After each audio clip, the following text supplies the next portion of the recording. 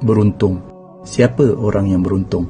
Manusia sentiasa bercakap-cakap yang seorang tu beruntung. Dia ada rumah, dia ada kereta, dia ada kerja, dia ada pasangan yang cantik, dia ada anak-anak, dia ada jawatan, dia ada kawan-kawan yang hebat-hebat.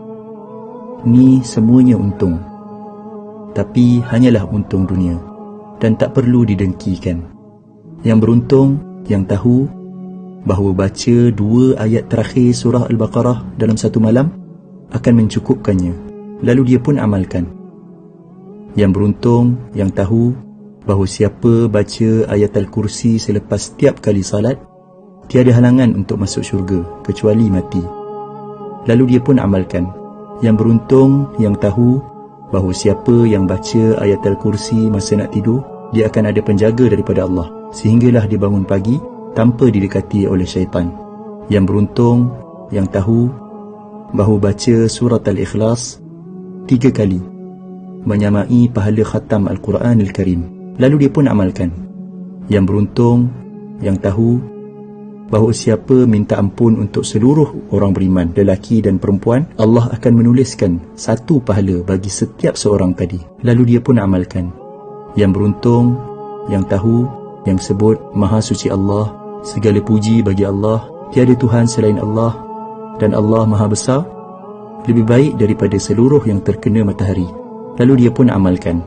Yang beruntung, yang sebut tiada Tuhan selain Allah, satu-satunya, tiada sekutu baginya, baginyalah kerajaan dan kepujian, dialah yang menghidupkan, dialah yang mematikan, dan dialah Maha berkuasa atas segala sesuatu. 10 kali selepas salat maghrib dan 10 kali selepas salat subuh, sebelum dia mengubah kedudukan kakinya, menyamai pahala membebaskan 4 orang hamba daripada anak-anak Nabi Ismail AS. Lalu dia pun amalkan.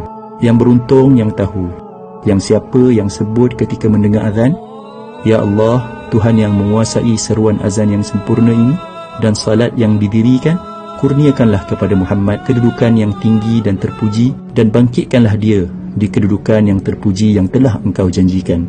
Dia akan mendapat syafaat Nabi Muhammad sallallahu alaihi wasallam pada hari kiamat. Lalu dia pun amalkan. Yang beruntung, yang tahu, yang dalam sehari ada 24 jam, tapi dia mampu membaca 1 juzuk Al-Quran yang mengambil masa lebih kurang 20 minit sahaja. Yang beruntung, yang tahu, yang waktu duha ada lebih kurang 6 jam dan dia mampu untuk solat 2 rakaat duha yang biasanya tak sampai 5 minit pun. Yang beruntung, yang tahu, yang waktu malam ada hampir 11 jam dan dia mampu untuk salat witir 1 rakaat yang mungkin tak sampai 3 minit pun.